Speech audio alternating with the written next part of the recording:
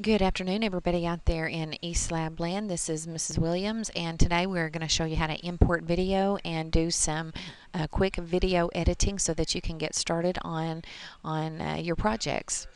There's a couple of ways that I can import video. I can double click in this area. This is called my asset panel, and so I can double click in this area and it'll ask me where my project is that I want to import, or I can do File and Import or Control I. So there's several different ways to import footage.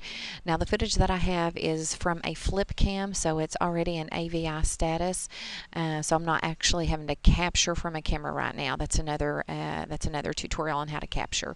So we're going to import video from a flip cam. And I know that my footage is in my library, it's in my videos, and it's this clip right here. So I'm going to double click on, actually I believe it's the second clip. I'm going to double click on this clip, and here it is brought into my project. So there is the video. I've got some information about this video if I want to go sideways. This footage was filmed at 59 frames per second. That is something that I needed to know in advance of setting up this project, because I know that my project is not in 59 frames per second, it's in 30 frames per second. So it is a 17-minute and 52 seconds and 59 frames long, which is a total of 17 minutes and 53 seconds. So I've got some other information about my video. So I'm going to start editing this video. So I'm going to click and drag it over to my source and land it over there. Now this is a view, and sometimes this view may look a little blurry, but don't worry about that, because when Premiere Pro renders it, it will be clear. So I've got to select clips, and so I'm going to either click play and watch this video until I'm ready to select the beginning of the clip I need. Or if I already know I want to start with the beginning of this clip, I'm going to set an in point, or I can use the I on my keyboard. So I'm going to click in, set my end point, and now you'll see that this turned to a light grayish color. That means I have the entire clip selected. I don't want the entire clip, so I'm going to move my cursor over here until I get how much of the clip that I'm going to need, and I have 3 minutes 11 seconds selected, and I'm going to click my out point, or I can press my O on my keyboard.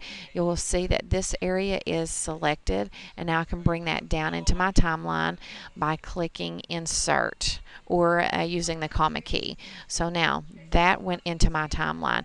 Now you'll see this red line right here. That means that this footage is going to have to be rendered.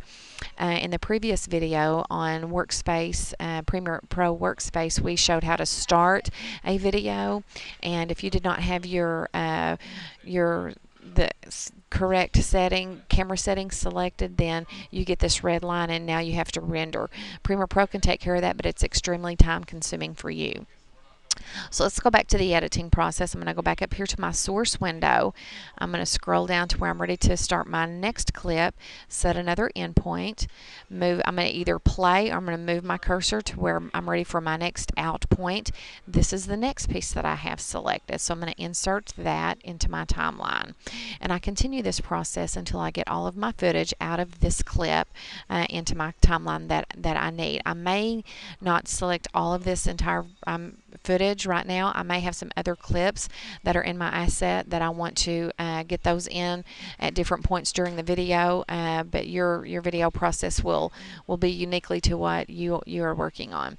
So that is how you use the source panel to use your video editing. So actually all your bad parts of your like your bloopers and things that you want to cut out stays up here, and only the good footage and the clips that you actually need for your video are going to go down here in your timeline.